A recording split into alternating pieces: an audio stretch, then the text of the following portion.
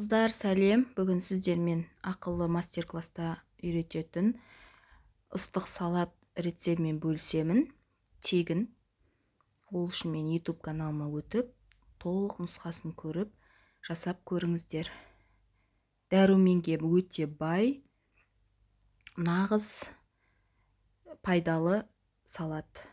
Ол үшін керек заттарымызды дайындап аламыз. Саңырауқұлағымызды, брынзамызды, кинзамызды, чесногымызды, помидорымызды, черри и соямызды.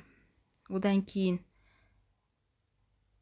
саңырауқұлақтарымызды әбден осылай біркелкі етіп тазартып аламыз. Тазартып болғаннан кейін қараңыздар, осылай болып шығады. Барлығы әппақ болып, тап-таза болып шығады. Мінекей. Енді бұл саңырауқұлақтарымызды бөліп шығамыз. Ортасынан бір бөлеміз де осындай ұзынша етіп бөліп барлығын дайындап аламыз. Міне осындай шықты менде. Барлығын дайындап болғаннан кейін бұл саңырауқұлақтарды қуырамыз.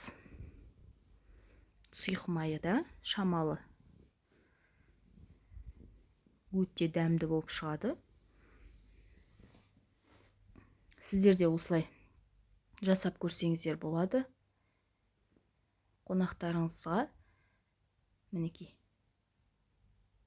осылай бөліп шықтым. Енді тапамызға шамалы май құйып, саңырауқұлақтарымызды шамал қыза бастаған кезде саламыз.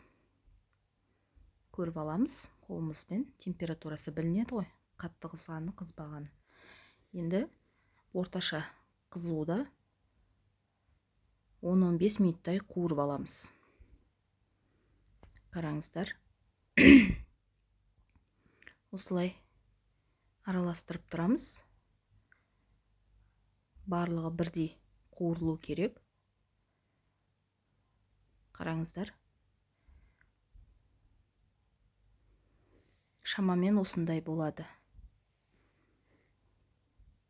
Қуырылғаннан кейін көлемі кішірейеді. Мінекей.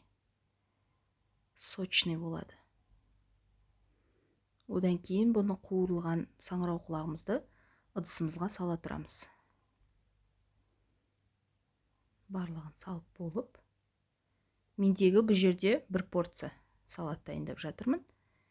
Одан кейін брынзаларымызды кубиктап турап аламыз.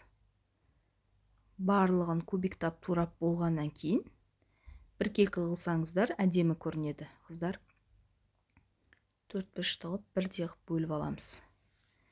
Бөлген брынзаларымызды қызып тұрған майда, қатты көп қоспайсыздар майды, осылай бөліп алдық. Қараңыздар, мендегі майды көрдіңіздер ғой, кішкене ғана түбінде. Енді осы брынзамызды қатты күйдірмей, қоңырқай етіп қуырып аламыз екі бетін. Брынзаны қатты тұзды қылып алмаңыздар.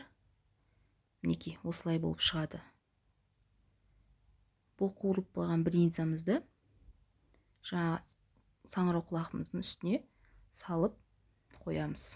Енді кезек біздегі черри помидорымызды ортасынан бөліп шығамыз. Видеодағыдай етіп.